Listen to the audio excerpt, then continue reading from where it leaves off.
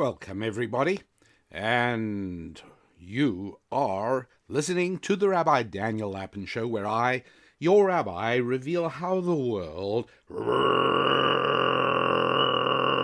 really works. And not only do I reveal how the world really works, but I also remind you that the more that things change, the more we need to depend upon those things that never change.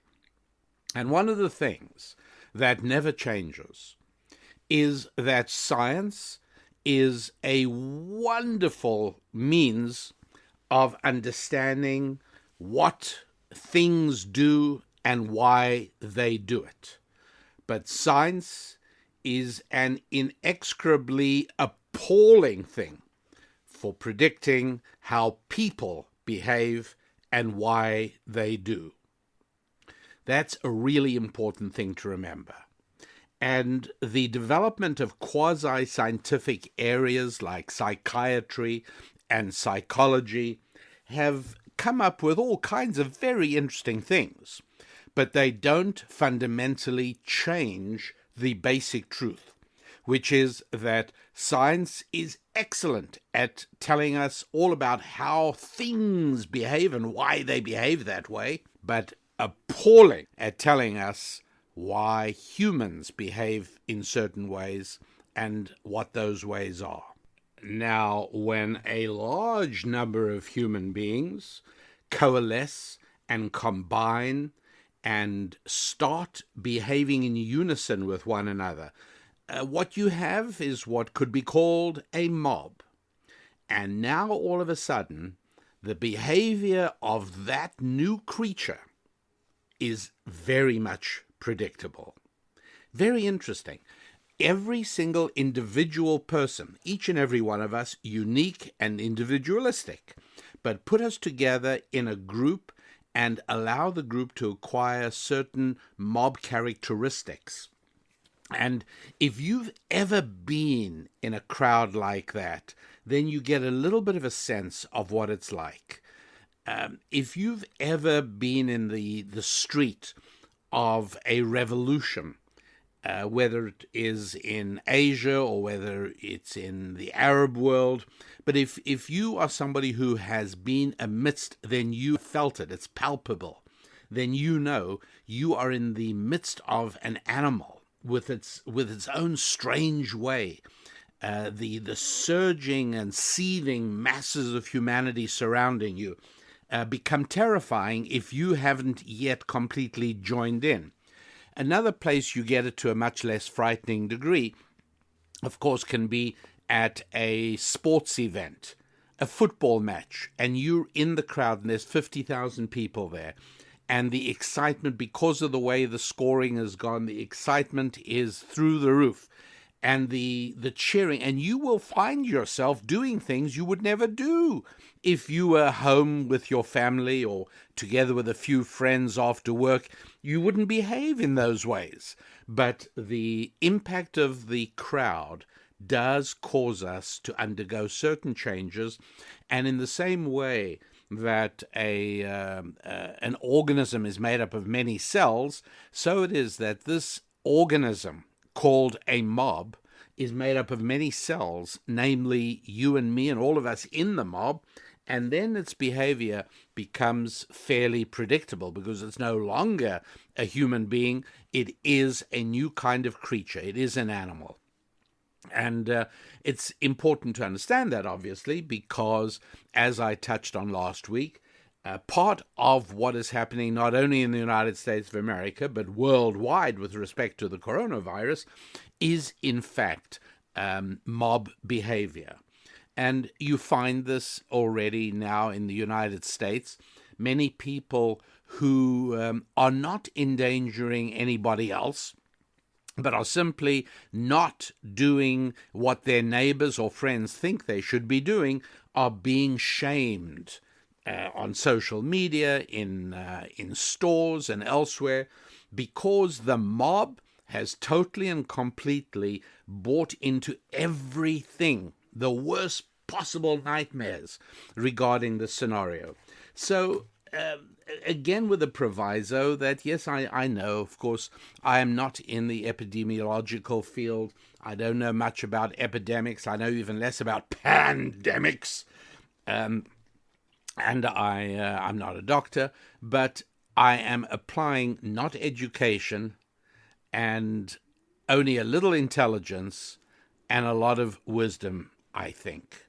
So let's first of all just try and put things into perspective, shall we? In the 2017 to 2018 winter flu season, do you know how many flu deaths there were in the United States? Well, let's look at the January to March period. Over 15,000. That's right, 15,000 deaths, and possibly more, because the total for the year was 61,000, most of them concentrated in the winter months. But at any rate, January through March, at least 15,000 flu deaths. How about January through March? How many car deaths? How many car accident-related deaths? Road fatalities? Right, because here we are, and I'm recording this in the second half of the month of March of the of 2020, and it's worth remembering that the first patient who showed up in America with coronavirus was a Chinese gentleman just back from Wuhan, China, 55 years old, and he showed up in hospital in Seattle on January the 19th. So let's say that the coronavirus crisis in the United States has been going January, February, March, 3 months. Road deaths during that period, over 8,000 in the United States, 8,000. So you got 15,000 at least flu deaths, 8,000 car deaths. How many suicide deaths January through March? About 10,000. That's right, about 40,000 a year. So about 10,000. So 15,000 flu deaths, 8,000 car accident deaths, 10,000 suicides. What is the number of American deaths from coronavirus? The answer is 206. 206. The main states are still Washington, New York, California, and Georgia. Those four states between them account for about 80% of those 206 deaths that America has had in January, February, March. So now, I'm only talking about deaths because the new increase in reporting, and I warned you about this last week, you're going to see a big increase in rates of reporting, and that's because they're rolling out the tests now, which the CDC had previously and unjustifiably and irresponsibly kept to themselves. But as more testing is done, more cases will be reported. But again, the overwhelming majority of them are non-critical. About 5% tend to be critical. Now, also what is worthwhile talking about is that there are various analyses of a correlation between this coronavirus and weather. By the way, COVID-19, the actual name of the disease, is given because of the words coronavirus, C-O-V-I, and then the word D for disease, COVID, coronavirus disease 19, the year in which it first showed up, 2019. So COVID-19, there are reports that seem to correlate with the seasonal characteristics of flu that show that warmer temperatures and higher humidity weaken the transmissibility significantly. So, and that happens with the regular flu as well. It's early yet, and I am not even sure that the studies I've looked at are fully peer-reviewed, but there is at least grounds for some optimism there. Now, much of the research on warmer weather and higher levels of humidity, which are now coming to the Northern Hemisphere, will tend to reduce the transmission of COVID-19. A lot of that research is from China, so why would I trust it? Well, first of all, let's just take a bit of a closer look at it. There's several studies, and they have all examined the effect of weather on the spread of this virus. And the Chinese researchers looked at 100 different Chinese cities that have each had more than 40 cases of COVID-19 during this first quarter of 2020. And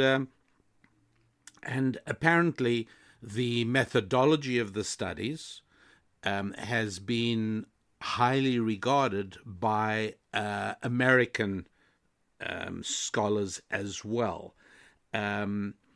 They have generally commended the studies accounting for gross domestic product per capita, which normalizes the difference in healthcare facilities and the normalizations for population density.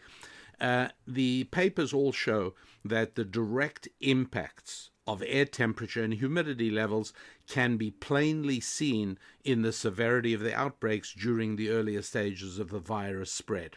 To me, that is very good news. Now, why am I giving credence to a Chinese study? Well, I'll tell you why. The general approach taken by the mob is that this has come from a seafood market in Wuhan, China. The problem is that the first patient in the state of Washington in mid-January never set foot in that market at all. Number one. Number two, it's been associated with bats, along with earlier flu strains we've seen in this country, and they don't sell bats in that particular seafood market. So what else is a possibility? Well, I'll tell you. Let me first of all just go back to a New York Times, and the paper I'm holding in my hand is December the 20th, 2017. So a little over 2 years ago, okay? On page 12 of the main section, you'll see a headline story: a federal ban on making lethal viruses is lifted. To just make sure that is clear, what it's now saying is that in December 2017, the New York Times reports that the government that had previously prohibited laboratories working on enhancing the fatality, the lethal aspect of viruses, were stopped from working, but then in December 2017, they are allowed to resume work on lethal viruses. By the way, the picture accompanying the article says a colorized electron micrograph of the coronavirus that causes Middle East respiratory syndrome, or MERS. Federal officials ended a moratorium imposed on funding research that alters viruses like this to become more lethal. And so now work can proceed, says the head of the NIH, National Institute of Health, and they are working on finding more lethal. Now, why on earth would they want to do that? Well, I will explain in a moment. But first of all, just a few more things from this article. In 2014, federal funding was halted, October 2014, to make 3 viruses more dangerous: flu, MERS, and SARS. They've also been trying to work on an Ebola virus that could be transmittable through the air. Now, back in 2011, 3 years earlier, an outcry arose when labs in Wisconsin and Holland revealed that they were trying to mutate the lethal H5N1 bird flu in ways that would let it jump easily between people. That's right. the CDC, the Center for Disease Control, a very politicized government organization, in 2014, they accidentally exposed lab workers to anthrax, and they shipped a deadly virus to a lab that had asked for a benign strain for a sample.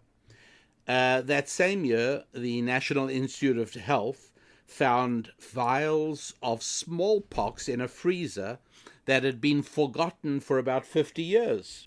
What I took away from this New York Times story is that there are obvious flaws in the American biolabs. There have been accidents. There have been a number of near accidents.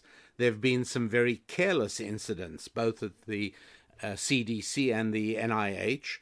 And yet the restrictions on this kind of research were lifted. For what purpose? Well, because there is weapons capability in these things. And although they say, well, there's also, as you do research into making these things more lethal, we're also discovering things that are useful for health. But that's not the prime purpose. The prime purpose is that these labs are in contract to the Department of Defense. I mean, that's pretty straightforward. And whether it should be that way or not, I'm not discussing at the moment.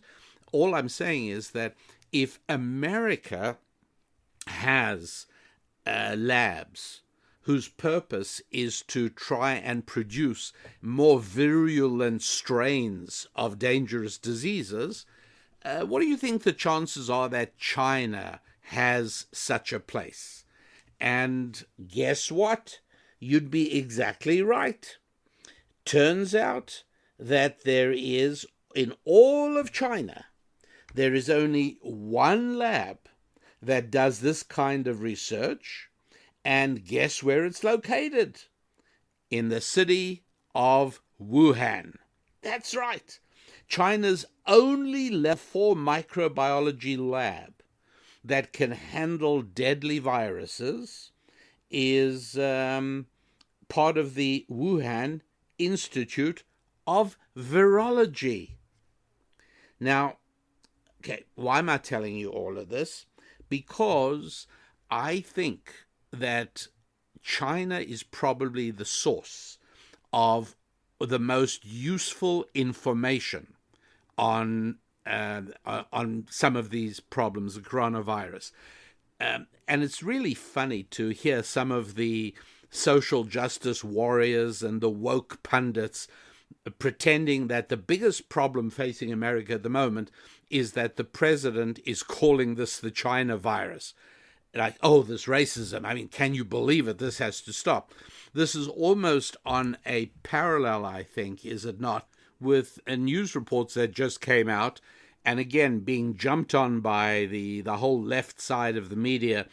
Let me quote, though medical facilities may soon become overtaxed for everyone, the coronavirus pandemic has shed light on how transgender people's care can be treated as non-essential. And I emphasize non-essential because the news report I'm reading from has the words non-essential in quotation marks. For transgender and gender non-conforming people, gender-affirming surgeries are life-altering procedures which for many can greatly reduce gender dysphoria and improve quality of life.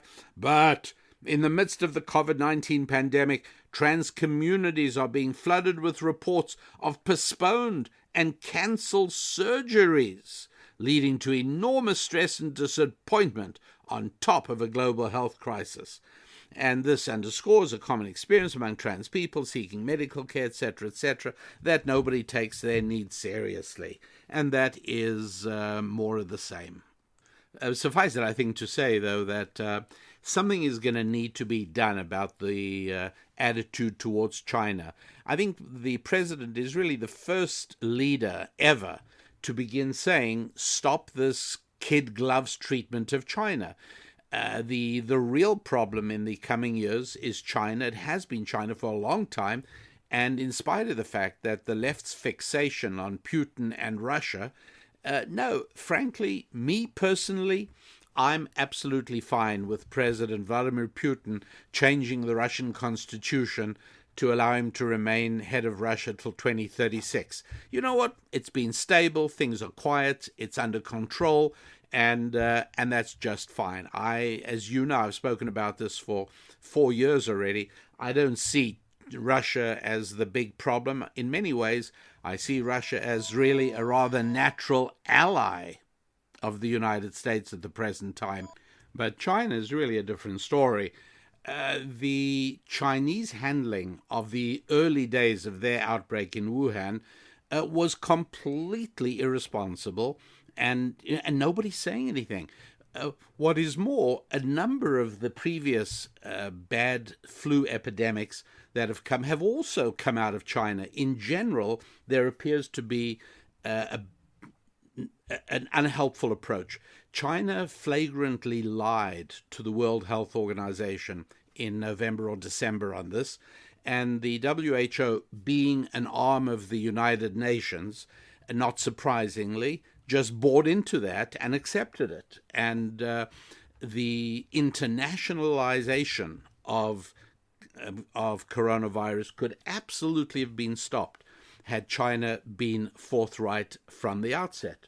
Why were they not forthright from the outset?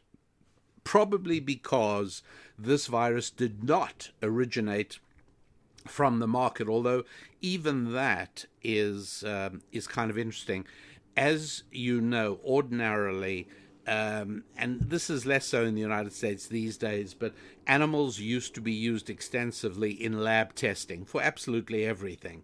And the rules, which I think were probably followed in the United States and most of the Western world, are that when the animal dies at the end of the test or during the test, whenever it is, the animal is cremated, incinerated, right? The carcass is burnt. In China, there have been a number of cases where they have caught workers at labs selling the animals, the dead animals, on the meat markets. So, what's there to say? I mean, my goodness. So primitive is the security at their labs that some of the workers actually managed to get carcasses out and sold on the meat markets. And again, I've obtained actual reports of these cases that transpired. It's just extraordinary. But quite apart from that, to me personally, it would seem that the simplest explanation, using the principle of Occam's razor, first of all, try the simplest explanation. The simplest explanation for the emergence of coronavirus in Wuhan, China, is not the market, but is the Wuhan Virological Institute. Something went wrong there, and this did escape. Just the emergency meeting that was held very quickly in Beijing, where Xi Jinping spoke about the need to contain the coronavirus and set up a system to prevent similar epidemics in the future. I'm just reading some of those statements. And he actually used phrases like, a national system to control biosecurity risks must be put in place to protect the people's health because lab safety is a national security issue. Lab safety, what did that have to do with this? Well, I think it is quite possible that it had a great deal to do with that. The Chinese Ministry of Science and Technology during this period released a directive called, quote, Instructions on Strengthening Biosecurity Management in Microbiology Labs that Handle Advanced Viruses like the Novel Coronavirus. To me, that sounds as if they're basically saying, hello, this thing we're all suffering from. And when these statements were made, it hadn't yet spread out of the country.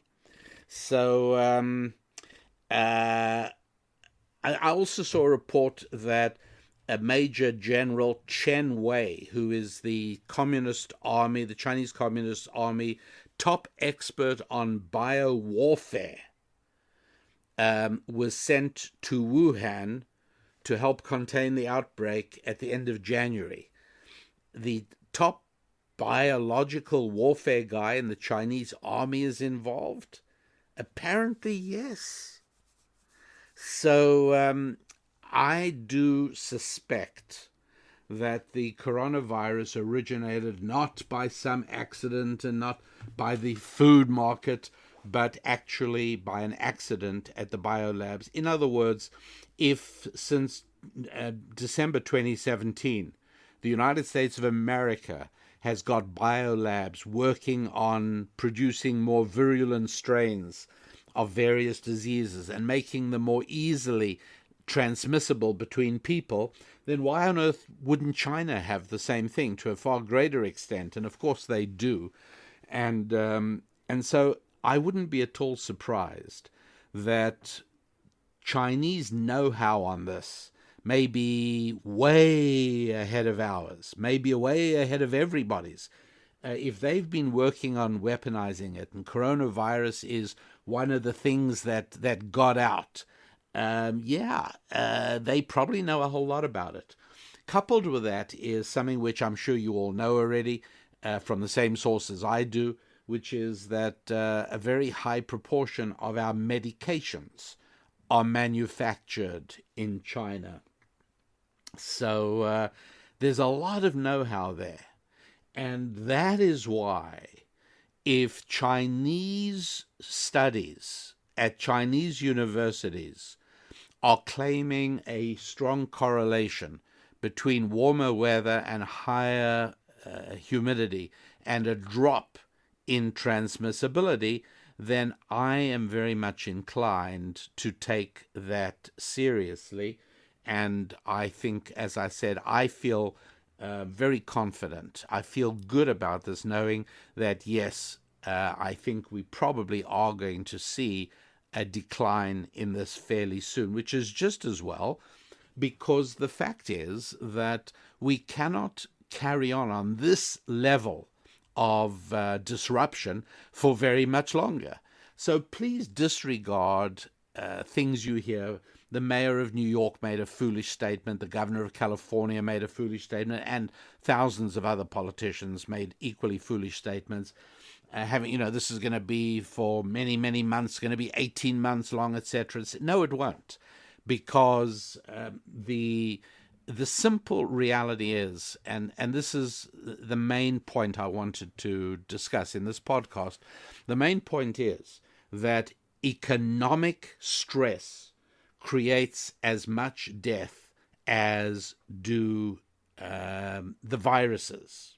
Okay, so the University of Chicago has a very interesting study, and I think I can put my hand on it fairly quickly. Well, if I can't, I'll be able to find it, but I did have it in front of me, and that is a study showing that the death rate increase among the unemployed is very serious. Unemployment causes an increase in death rate. That's a serious thing. This whole crisis is causing a drop in charitable contributions to organizations that take care of the homeless and medical organizations. The rise in suicides has been noted. When economic stress happens, it is very, very unhealthy. How many people will die of that? Well, I think a whole lot more than the 206 souls we've lost so far to coronavirus. Here's the problem. The problem is that some deaths are visible immediately and others are concealed by chains of circumstance and passage of time.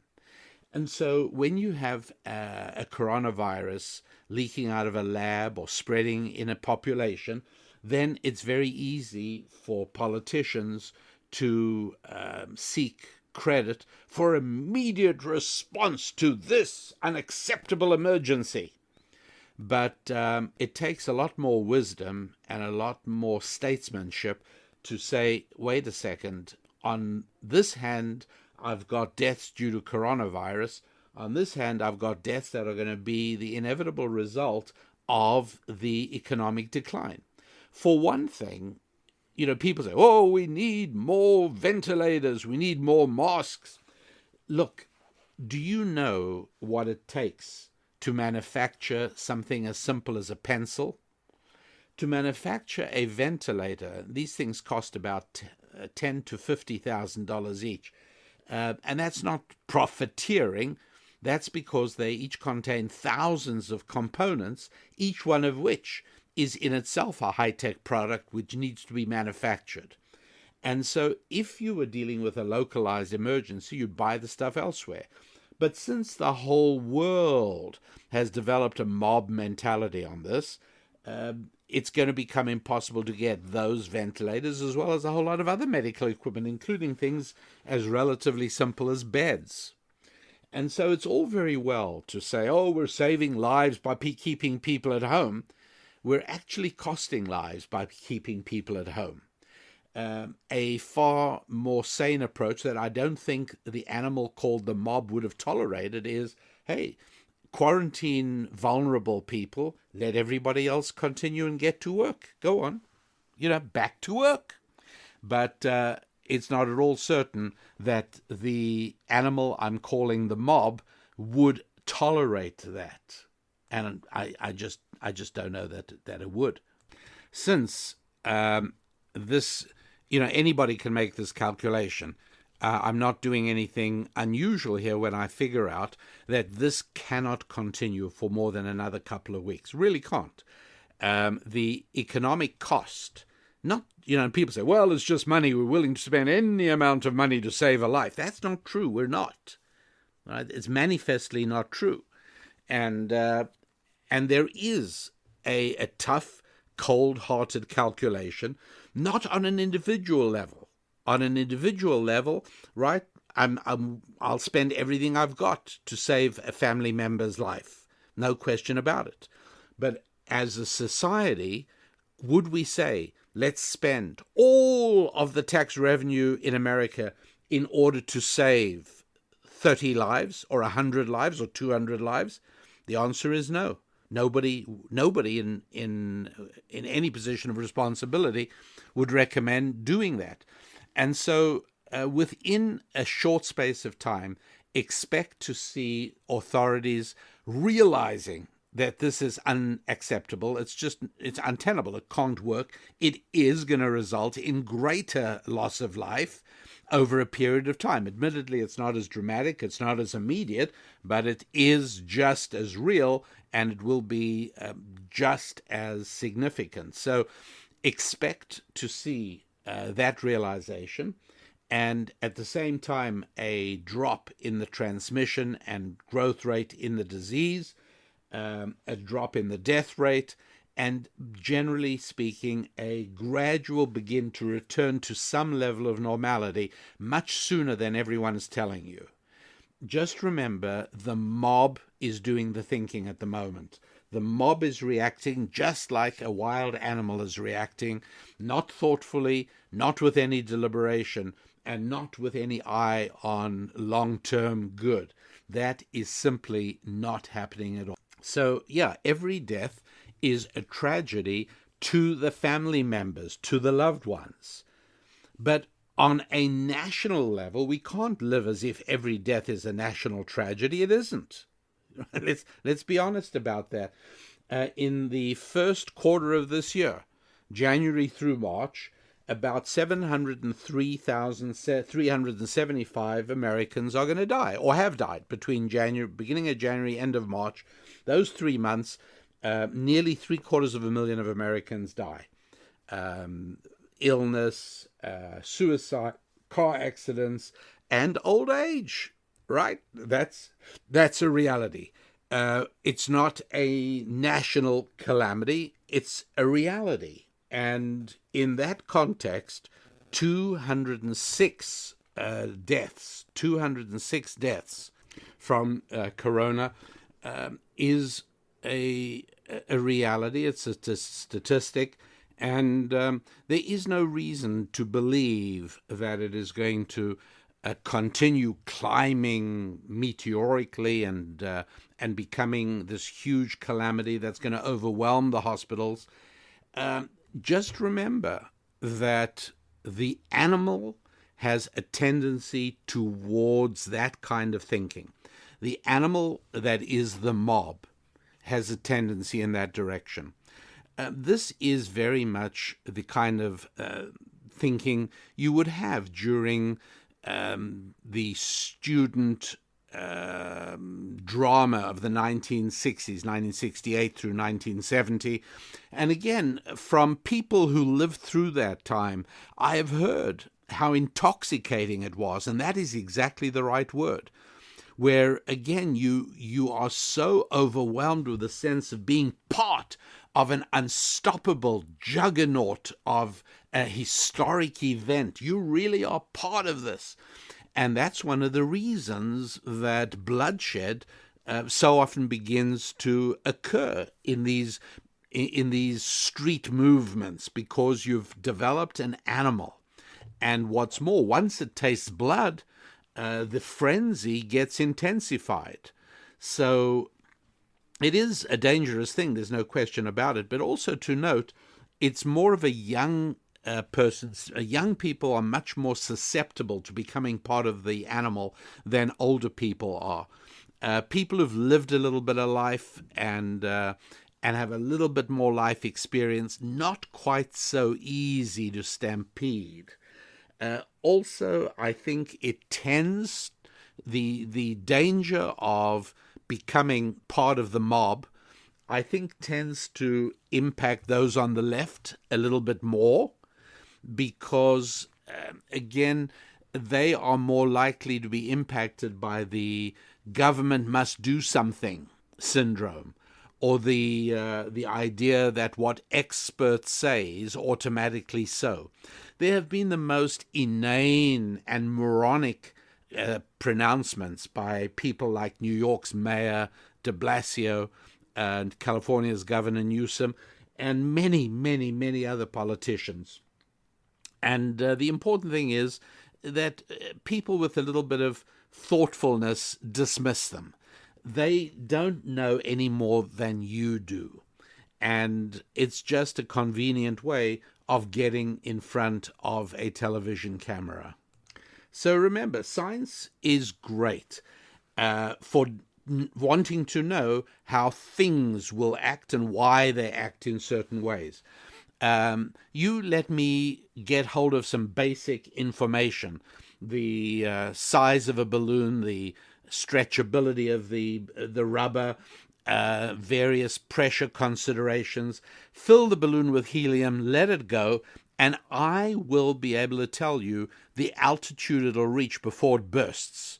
Because as the balloon ascends into the atmosphere, the pressure drops. As you know, that's why passenger airliners are pressurized, because the air pressure at 30,000 feet is a lot less than air pressure at sea level, and the balloon, feeling that, will expand. And at a certain point, it'll burst. I can predict it, and I can tell you.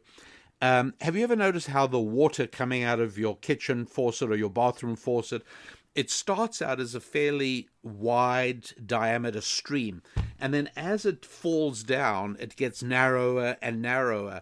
And if you have enough of a drop, it'll eventually become droplets. It'll separate. I can tell you exactly why that happens, right? There's a simple scientific explanation. Each water particle accelerates in its fall by the force of gravity, and since each slice of water in the column of falling water is falling a little faster than the one above it, that means there's going to be more space between it and the one above it. And unless it fills that with water, and the only way to do that is to reduce the diameter of the fall so as the length of the fall can be expanded to fill up the space left by the more rapidly falling lower water.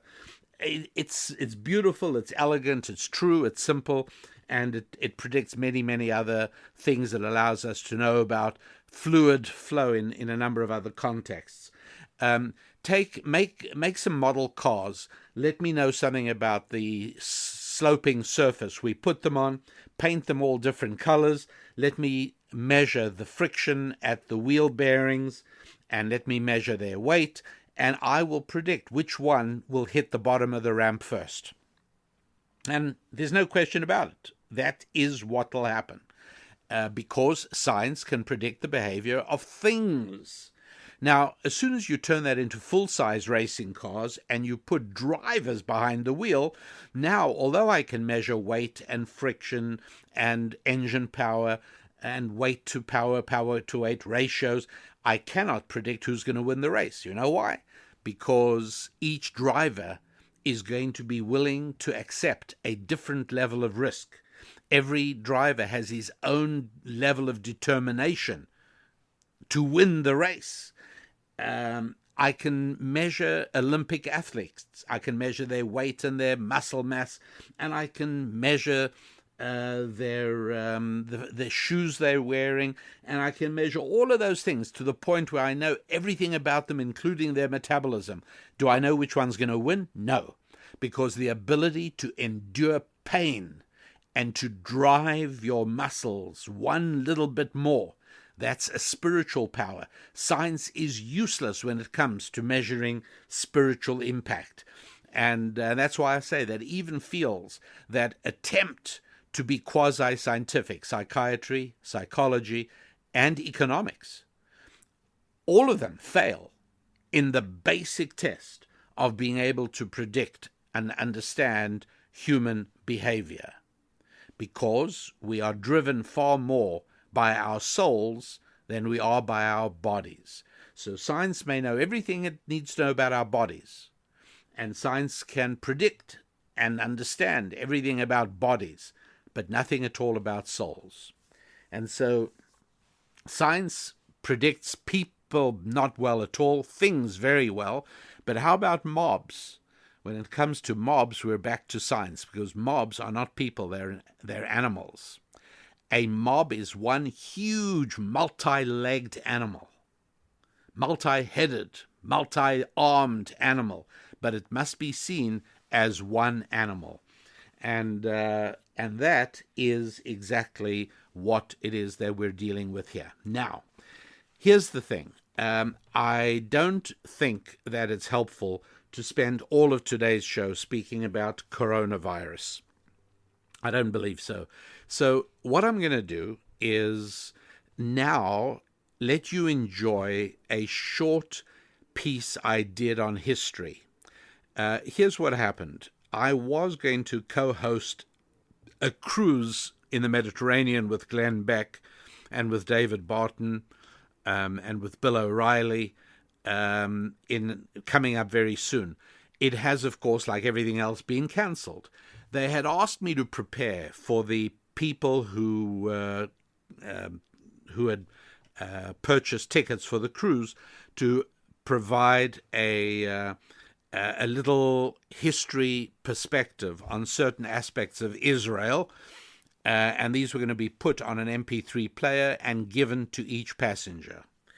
That, of course, at the moment is not happening, but what I'm going to do is I'm going to take the first of these, and what I focused on was modern Israel, how Israel came about, and more interestingly to me, the role of Christians around the world in the development of what's called Zionism, and which resulted in the founding of the State of Israel in May 1948. But the history of this goes back into the 1800s, into the 19th century. And there were some really remarkable people involved in all of this. So I'm going to give you a little bit of an insight into that. I hope you enjoy this little piece. And you'll hear I'm talking to the cruise passengers because I thought that was who was going to be listening to it. But I think you'll find it interesting. I certainly hope so. And then when that's done, I'm going to spend 5 minutes on giving you a biblical approach to dealing with the coronavirus. So I've started off talking about it. I'm going to give you the body of a talk on Israel, and I'm going to wrap up again with a biblical approach to these days that we are all going through right now. And I'm hoping, all in all, that this will be both an enjoyable an interesting and a useful podcast. So let's go over now to the story of Israel. Hello, everybody. I'm Rabbi Daniel Lappin, and I hope you're having an absolutely wonderful time on this trip. I want to add a few things that I hope will enhance the travels for you. And I'm hoping also that the material I impart to you now is going to be of a nature that you're not yet fully familiar with. I certainly hope so, because otherwise this is a very complicated system to bore you to death. But, we all know the various stories of the early days of the Jewish state, the various aliyahs, the various immigration waves from the oppressed places in Europe where Jews had suffered for centuries, and they came to the land and they built kibbutzim, and they turned swampland into productive agricultural areas, and they proved that yes, Jews could be farmers, and they fought off the Arabs. And I mean, everybody knows that in May 1948, literally within minutes of the world's agreement, the formation of the State of Israel, the surrounding Arab armies immediately launched an attack which was expected to wipe out this nation before it even existed for a week. And as a matter of fact, the rest of the world also thought that, nice try, we gave it our best, but the Arabs are not going to go for it, and they are going to now wipe out this nation, and the dreams of a Jewish homeland will subside for another 1,000 years. And yes, there really were people who thought that. Well, in 1948, the tiny group of people making up the State of Israel won. They actually won that War of Independence. Amazing.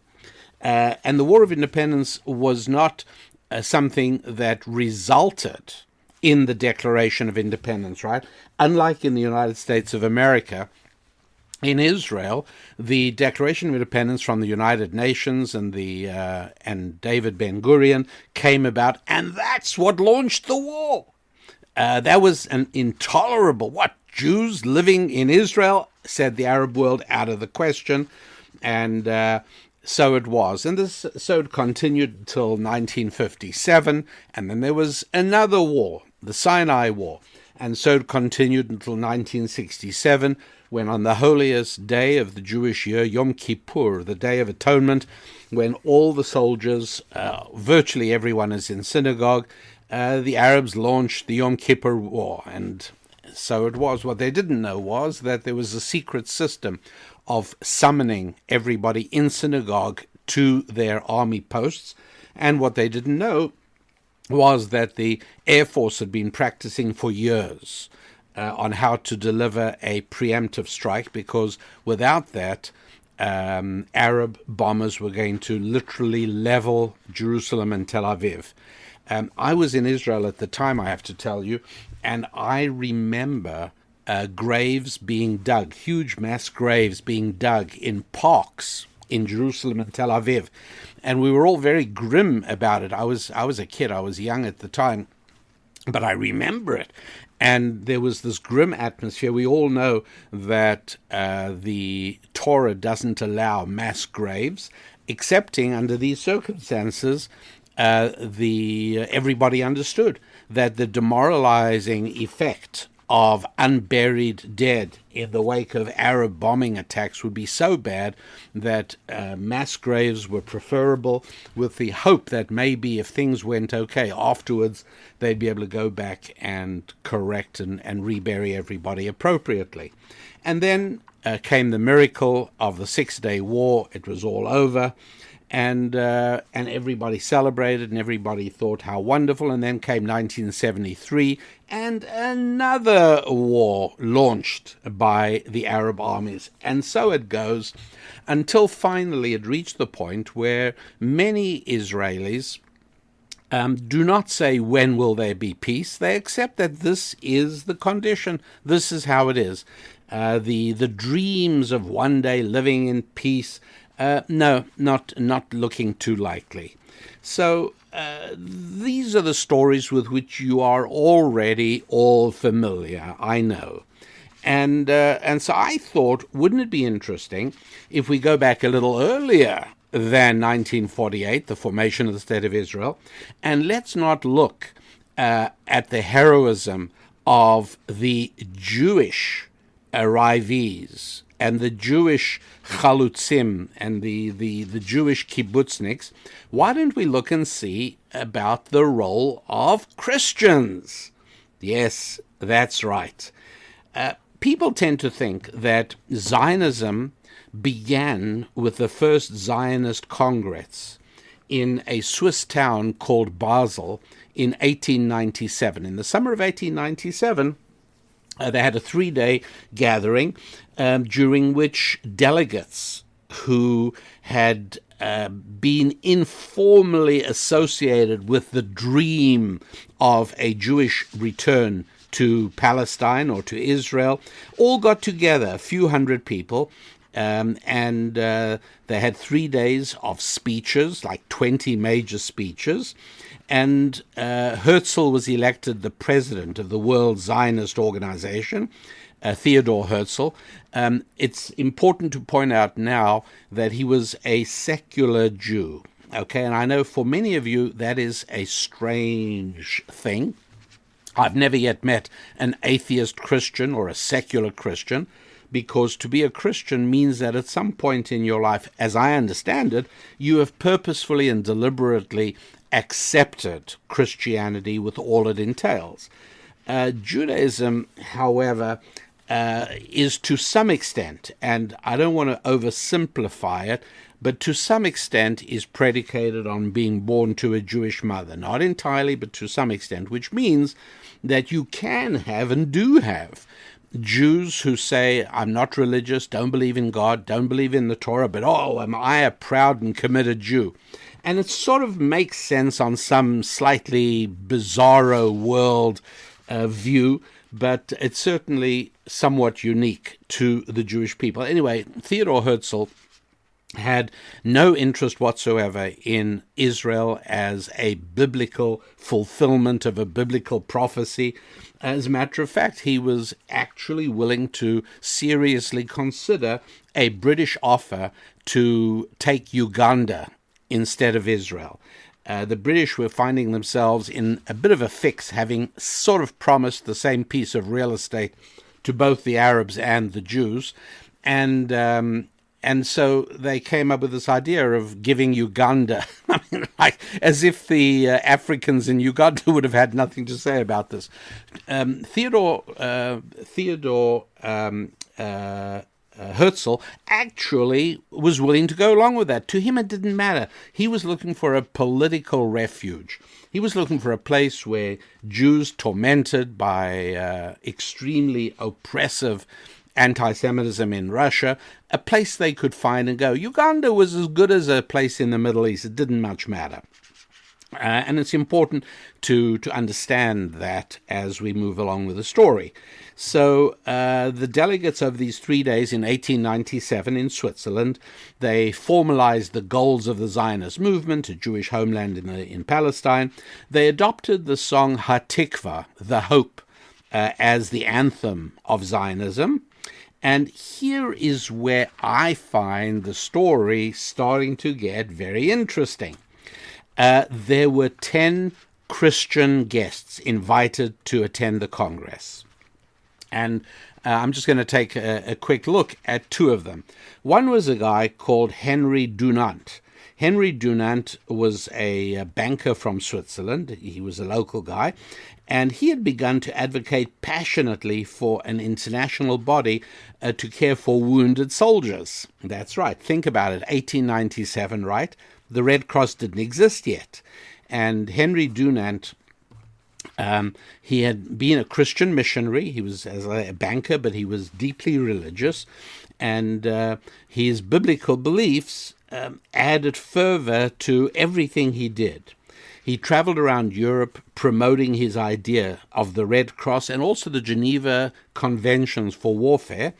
And he actually pulled it off, the Geneva Conventions. And that's why I think they're in Switzerland, because Henry Dunant was a Swiss guy, and the Red Cross based there as well.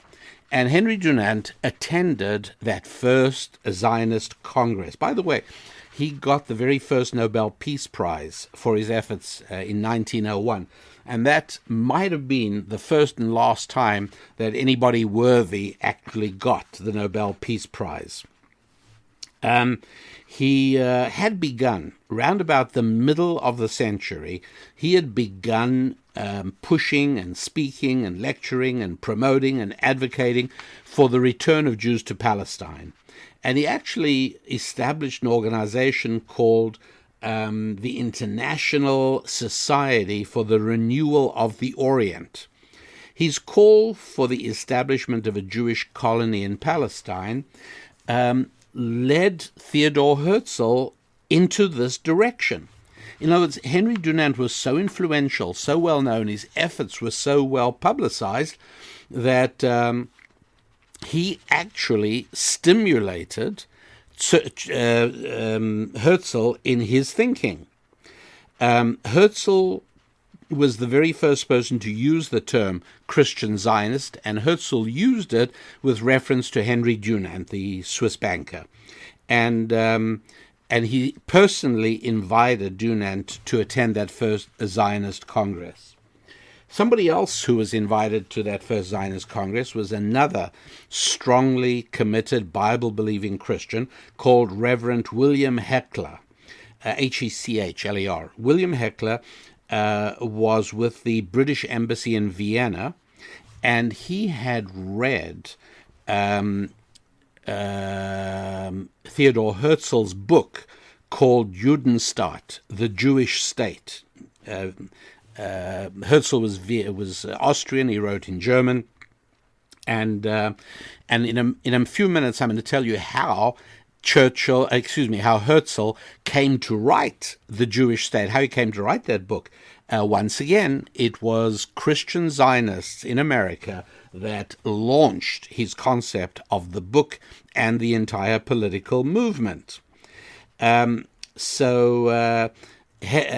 Heckler came across Herzl's book, The Jewish State, and he became an enormously influential and deeply committed associate, friend, helper, advocate for Theodor Herzl. And in Herzl's diary, which makes fascinating reading, he records his first meeting with Reverend William Heckler, and this is what he writes. Heckler declares my movement to be a biblical one, but I proceed only rationally in all points. And there again we see my observation from a little bit earlier that Herzl had zero religion. He probably didn't know much about the Bible, he cared less, and he was not in any way in any kind of relationship with God. And he said, look, I appreciate Reverend William Heckler, and it's kind of interesting. He thinks my movement is biblical, but of course I'm just doing this for rational reasons.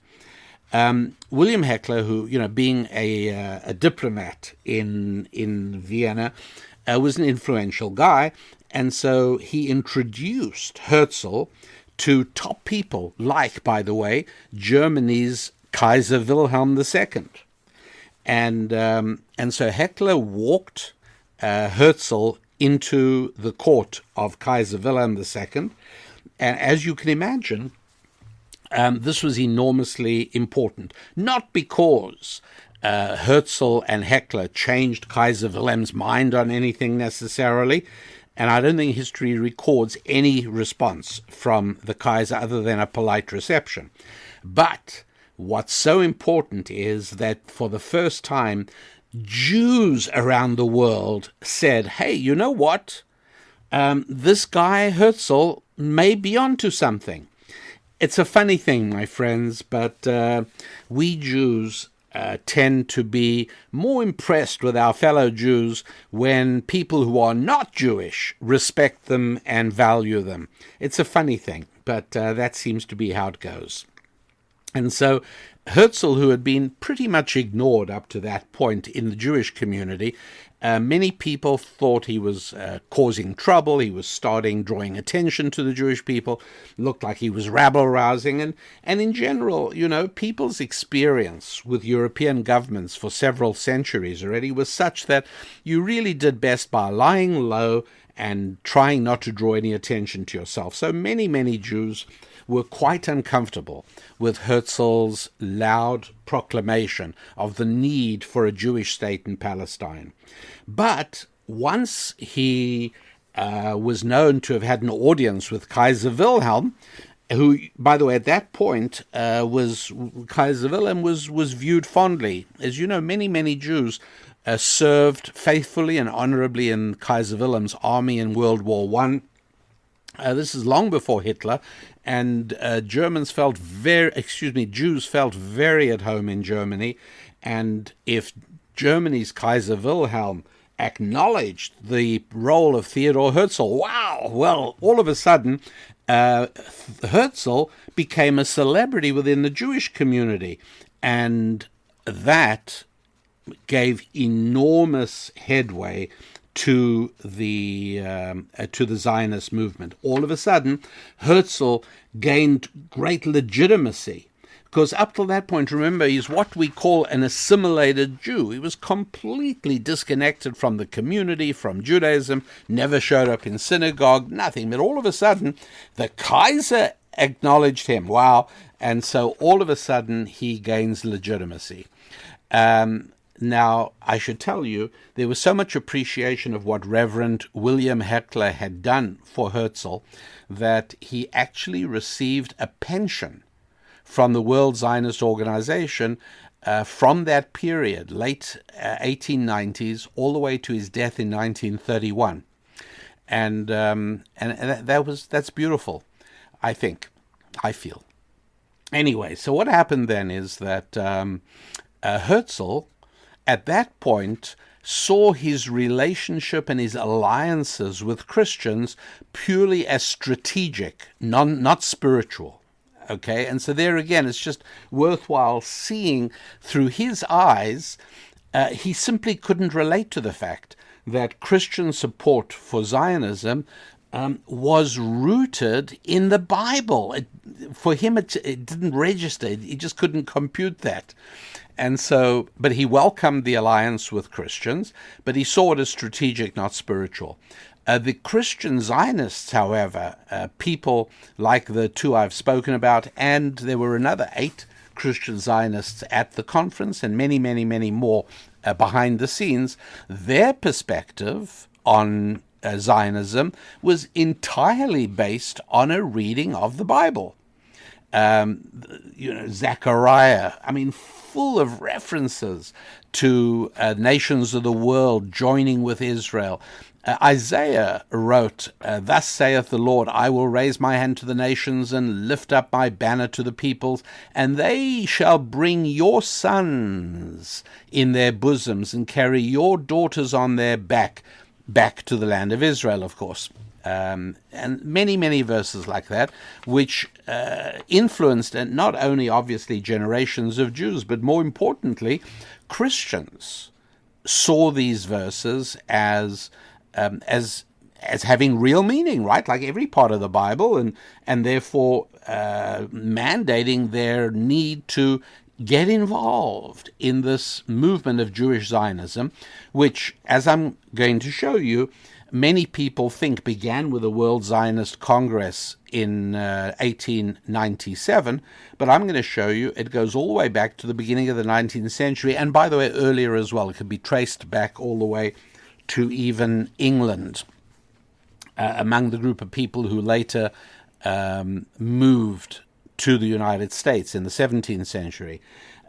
It was already evident there, but for the purposes of this discussion, I'm just going to take it back to the early 1800s, the beginning of the 19th century, which in itself, I think, is really news for most people, who are not aware that, first of all, Christian Zionism was enormously influential and very much part of the entire story of the return of Jews to Israel in 1948, and that it didn't start in 48, it didn't even start in 1897, but it started very much earlier.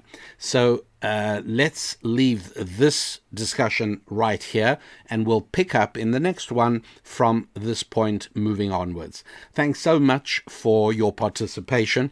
Thanks for your friendship. And I can't tell you how much I enjoy the time we spend together. I'm Rabbi Daniel Lappin with my wife Susan, and back with you soon again. Okay, there you are, and I do hope that you enjoyed that, or at least found it interesting and enjoyed it, maybe ideally. And it made me want to also explain something that I again touched on last week. If you listened to last week's show, you'll remember me pointing out that any force can act for good or bad, all right? And the more powerful the force is potentially for good, that's how powerful it can also be for bad. A bicycle doesn't take you very far or very fast, but if a bolt falls off a bicycle, the worst that can happen is that you'll skin your knee. A jet airliner can take a lot of people very far, very fast, but the downside is if the bolt falls off that, the results could be calamitous. And so positive and negative. I've been focusing on the negative aspect of what I call the mob, or what Elias Canetti called the crowd. But there is a positive part to it as well, which we have to bear in mind. And when an army goes off to war to defend its country, if you think about how the British went off to war in 1914, how they went off to war again in 1939, and you think about how America roused itself for war after Pearl Harbor in December 1941, the fact that men can bond together and form these incredibly close relationships with the people with whom they serve, and be willing to undertake all levels of danger and peril in order to be part of this crowd. So crowds for good and for bad, obviously. And what we saw a little bit with the emergence of the State of Israel was a little bit of that as well, the crowd for good, where all of a sudden Jews from many different parts of the world sort of felt themselves once again reunited with their people who hadn't even been involved with a community or with any formal religious association, nonetheless suddenly started becoming aroused to join in with this crowd, with this mob that was setting about rebuilding the State of Israel. And so during the early 1900s, Jews flocked from Europe and from other parts to form these communal agricultural settlements called a kibbutz, or kibbutzim in the Hebrew plural.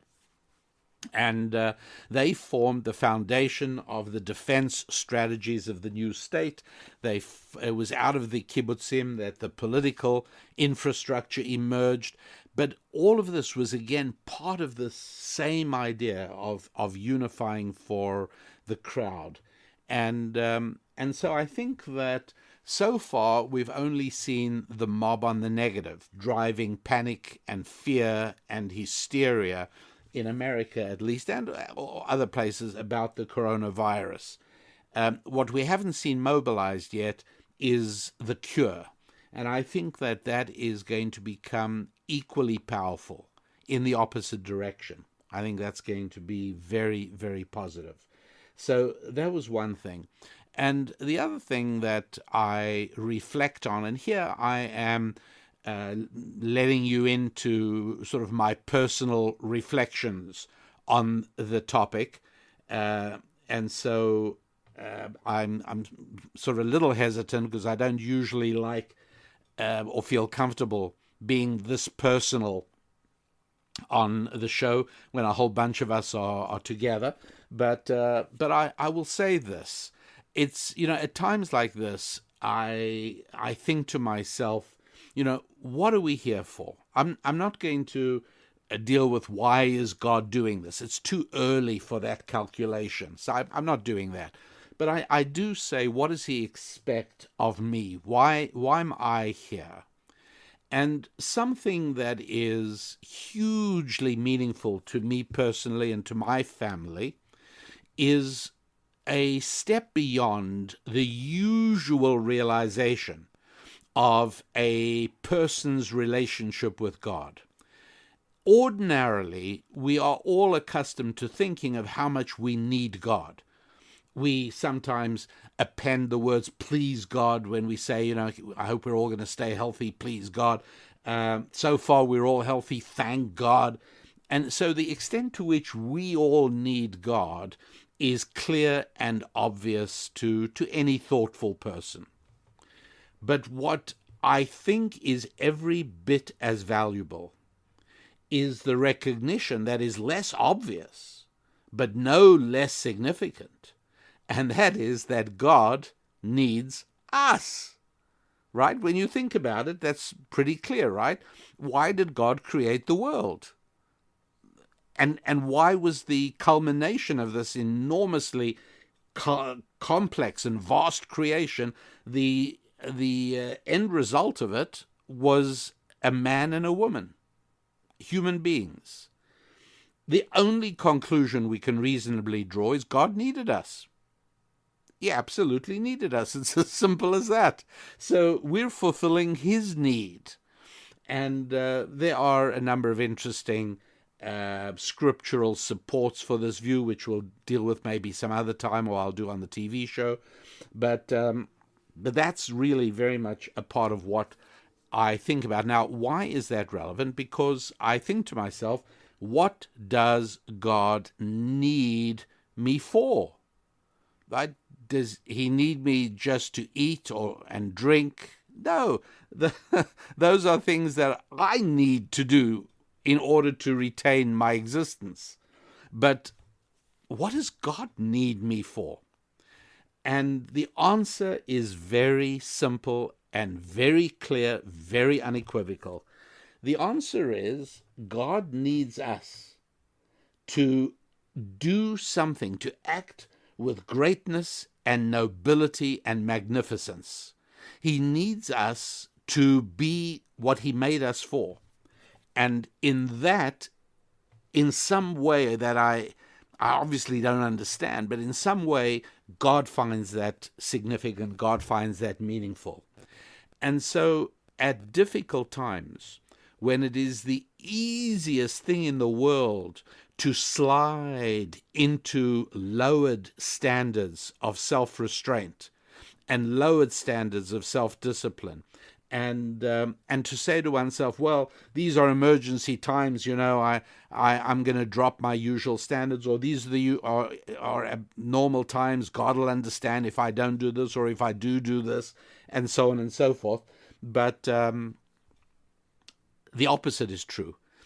These are exactly the times where God expects us to call upon deep levels, deep reserves of strength in order to help those around us remain confident, and to draw on our deep reserves of generosity and our deep reserves of being givers, not takers, and drawing on our deepest reserves to grasp for the nobility of angels rather than the baseness of animals, and to be everything we were created, that each and every one of us was created to be.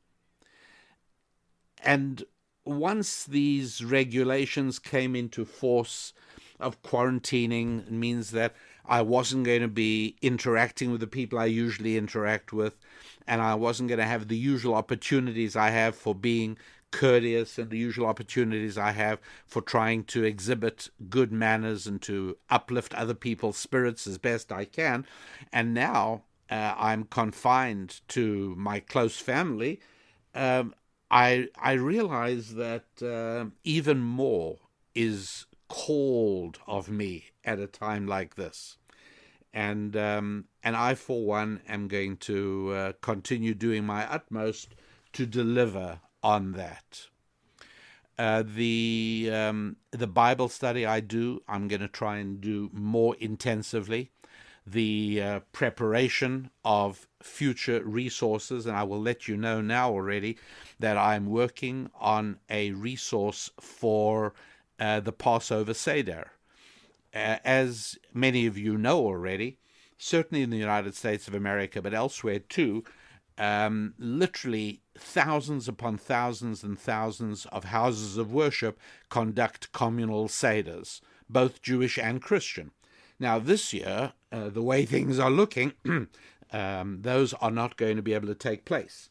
Now, Seder is meaningful for everybody. That Passover Seder is not just a commemoration of something that happened 3,300 years ago. No, the Passover Seder is an annual inoculation against stagnation and lethargy in various areas of our life. And that annual inoculation of experiencing the Passover Seder keeps us in good shape. And I started thinking, what about all those folks who were going to go to a Seder at their synagogue or at their church, and now they're not going to be able to do that? And I thought, okay, fine. I am going to prepare a resource for conducting your own Seder for you and your family. So you don't need to be at a communal one, provided you are sufficiently well equipped, and that's my job. You can go ahead and conduct a Seder that could possibly be the most meaningful one that you've ever had. Maybe it'll be the first one. But and so I'm throwing myself into that during these days of limited social connection. And I hope that I will make available the results of that work within the next few days.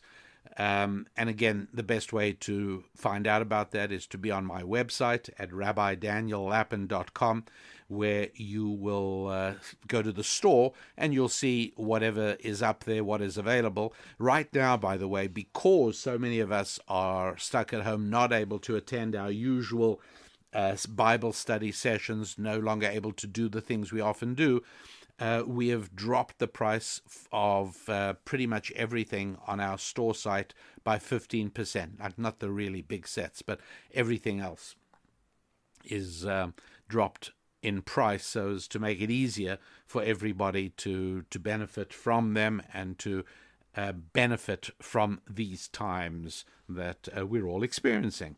Okay, so with that said, I hope that everybody stays healthy for another week, and bear in mind just one more important point during these difficult times. You know that we try constantly to take the long view. We try to overcome the natural tendency to just live for today. This is really one of the great gifts of the Bible, and Jews and Christians have benefited tangibly from this for years, and that is, it helps us see life as a video, not a snapshot. It's not all about today. It's about yesterday, and above all, it's about tomorrow. And so we teach ourselves, we teach our children to take the long view. You know, think about next month, think about next year. Live today in a way that'll give you a better adulthood if you're a child. We teach that all the time. I'm going to reverse that because times are abnormal, very abnormal right now at the time I'm recording this. And so the most important thing I want to stress is not live for today. I'm not saying eat, drink, and be merry, for tomorrow we die. No, far from it. No, everything's going to be fine. What I am saying is don't worry about the long term. Don't worry about politicians who tell you, oh, it's going to be 18 months of this. No, it won't. It won't, because it can't. It absolutely can't. And every single politician, every single person in leadership knows this even better than I do. It can't, and it won't. So there are going to be changes, and there'll be changes for the better. I promise you that. There's no question about it. But if you only focus on, oh, I can't take another week of this at home with the children. I can't take Listen, did you get through today? Are you getting through today? Pat on your back. Well done. And get a good night's sleep, and tomorrow is another day. You deal with it day by day. Don't think about how am I going to manage. Don't think to yourself, what is going to happen? Is my company going to continue paying me for the next 6 months of this? Don't think like that, because it's not going to have to. All you got to say to yourself is, hey, did I have enough to eat today? Did I pay most of my bills today? Am I going to make it to the end of the month? Great. All right, that's enough for now. That's all you have to think about. And so I know it doesn't come naturally to us, because we're all people who are training ourselves to think long term.